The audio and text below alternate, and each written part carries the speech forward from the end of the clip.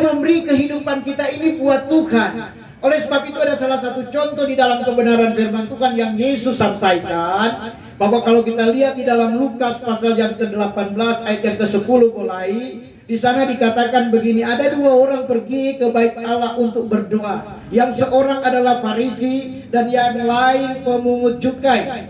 Kita perhatikan ya, ayat 11. Orang Farisi itu berdiri dan berdoa dalam hatinya begini, ya Allah, aku sanggup bersyukur kepadamu.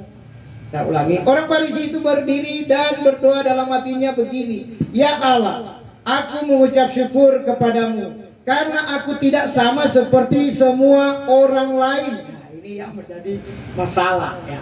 Di dalam ibadah kalau punya pemikiran seperti orang Farisi ini ya, bukan perampok, bukan orang lalim, bukan pesina, dan bukan juga seperti pemungut cukai ini.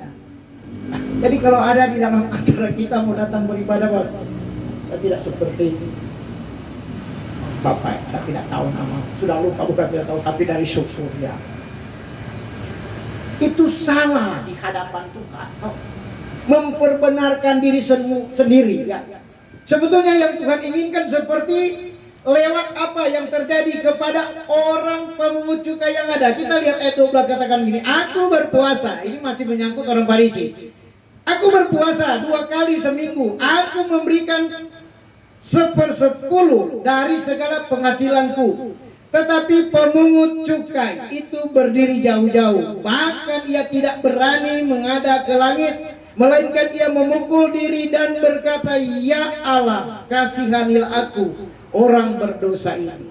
Lihat ayat 14 katakan, aku berkata kepadamu, ini Yesus sampaikan, aku berkata kepadamu, orang ini pulang ke rumahnya sebagai orang yang dibenarkan Allah, dan orang lain itu tidak. Sampai di sana saja.